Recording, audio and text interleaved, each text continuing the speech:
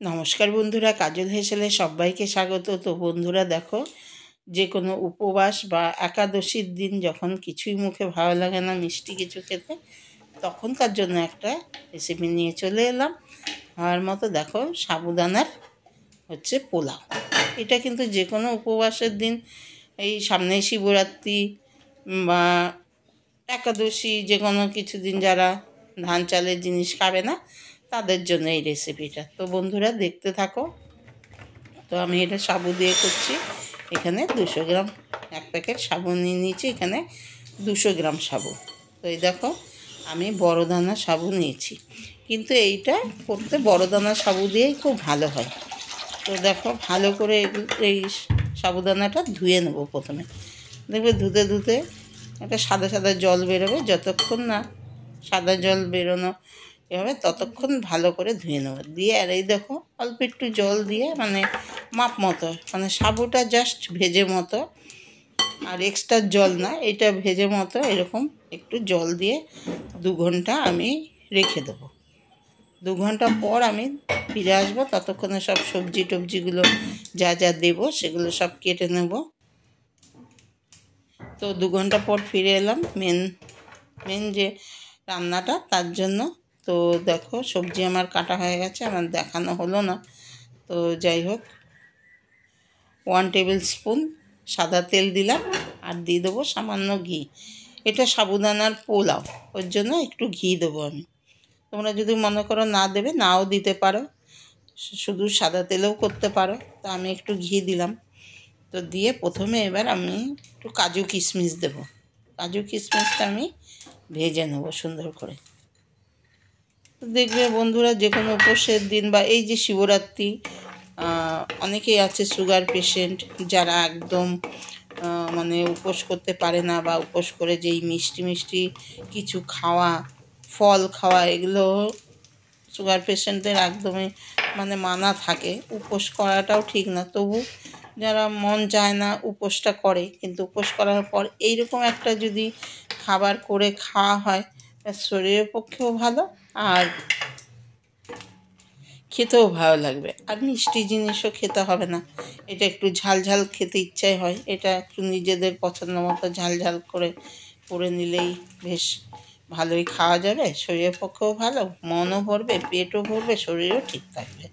তো দেখো বন্ধুরা, কাজু কিশমিশটা ভেজে তুলে নিয়ে যেটুকু তেল ছিল ওর মধ্যে 2টো শুকনো লঙ্কা, 2টো তেজপাতা, 2টো এলাচ ফাটিয়ে দিলাম, আর সামান্য একটু সাদা জিরে দিলাম ফোড়ন দিয়ে। এটা সুন্দর করে একটু ভেজে নিচ্ছি। দিয়ে একটু ভালো সুন্দর গন্ধ বেরোনোর পর আমি এখানে সবজি অ্যাড করব। তো তার মধ্যে সবজির মধ্যে আমি কি কি নিয়েছি আমি দিতে দিতে বলে দিচ্ছি। তো দেখো বন্ধুরা, আমি নিয়ে নিয়েছি আলু। প্রথমে আলুটা দিলাম, খুব ছোটো ছোটো করে কেটেছি, কেননা এটাকে আমি কিন্তু জল দিয়ে সেদ্ধ করব না, ওর জন্য ছোট্ট ছোট্ট করে কেটেছি, যেটুকু ভাজাতেই সেদ্ধ হয়ে যাবে। তো দেখো, প্রথমে যেহেতু এগুলো শক্ত জিনিস, প্রথমে আমি আগে আলু আর গাজরটা দিয়ে দিলাম। গাজর আর আলু, এখনও শীতের গাজর, লাল লাল গাজর পাওয়া যাচ্ছে। তো ওই গাজর আর আলুটা দিয়ে হালকা ভেজে নিলাম। ভেজে নেওয়ার পর এই দেখো, বিনসগুলোও খুব ছোটো ছোটো করে কেটেছি, বিনসটাও দিয়ে দিলাম।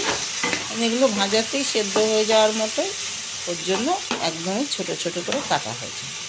দিয়ে দিলাম দেখো ক্যাপসিকাম কুচি। ইচ্ছা করলে এখানে মটরশুঁটিও দেওয়া যায়, কিন্তু আমার দেওয়া হয়নি। দিয়ে যেমন যত রকম সবজি দিতে পারো, সবজিটা খাওয়াটা তো খারাপ না। তো আর এটা তো সাদা তেল বা ঘি দিয়ে করা যেতেই পারে। আর এর মধ্যে আমি দেখো, এই সবজিটার জন্য এখন অল্প সন্দক লবণ দিয়ে দিলাম। হ্যাঁ, যেটা উপোসের দিনে খাওয়া যায়, যেই লবণটা, ওটা দিয়ে দিলাম সামান্য। দিয়ে এবার এটা ভালো করে আর একটু ভেজে নিচ্ছি সব সবজিগুলো একসাথে। একটু ঢাকা দিলাম। হ্যাঁ, ঢাকাতে সেদ্ধ হয়ে যাবে। দেখো, আর কালারটাও চেঞ্জ হয়ে গেছে একটু ঢাকা দেওয়াতে। মানে এবার 2 মিনিট পরে আমি ঢাকনাটা খুলে আবারও নাড়াচাড়া করে দিচ্ছি। একদম খুব বেশি সময় লাগে না, যেটুকু সময় লাগে সাবুটা ভিজতে, নাহলে এই রেসিপিটা হতে কিন্তু একদম সময় লাগে না। তো দেখো আবারও ভালো করে ভেজে নিলাম, দিয়ে কয়েকটা কাঁচা লঙ্কা চিড়ে নিয়েছি, দিয়ে দিলাম 4-5টা কাঁচা লঙ্কা চিড়ে দিলাম, দিয়ে কাঁচা পাকা লঙ্কা একসাথে চিড়ে রেখেছিলাম সেটা দিলাম। তো দেওয়ার পর এই দেখো এবার চলে আসলাম সাবুটার কাছে। এই দেখো সাবু একদম জল টেনে নিয়ে ঝরঝরে হয়ে গেছে, আর সাবু কিন্তু একদম আর শক্ত নেই। প্রথমে তো ঝরঝরে শক্ত থাকে, এই দেখো এগুলো টিপলেই একদম ভেঙে যাবে। তো সেই রকম হয়ে গেছে। তো এবার দিয়ে দেবো এর মধ্যে। সবজিও আমার ভালো মতো ভাজা হয়ে গেছে, দিয়ে এবার দিয়ে দিলাম সাবুদানাটা। দেখো একদমই, আর এটা একদম ঝরঝরে হবে, খুবই ঝরঝরে হবে। ওর জন্য দেখো এরকমভাবে মাপ করে করলে কিন্তু খুবই ভালো হয়। দেখো নাড়াচাড়া করতে করতেই হয়ে যাবে, এর সাথে একটু ভেজে নেব সাবুদানাটা, তাহলেই হয়ে যাবে। তো আরেকটু আমি নুন দিয়ে দিলাম, মানে ওই সন্দক লবণটাই দিলাম, কেন সাবুদানাটা দেওয়ার পর একটু নুন দিলাম, কারণ আগে আমি সবজিটার উপরে দিয়েছিলাম, তো সবজিটাকে ভেজে নিয়েছিলাম। এবার সাবুদানাটা দেওয়ার পর আর অল্প একটু নুন দিয়ে দিলাম, দেওয়ার পর এবার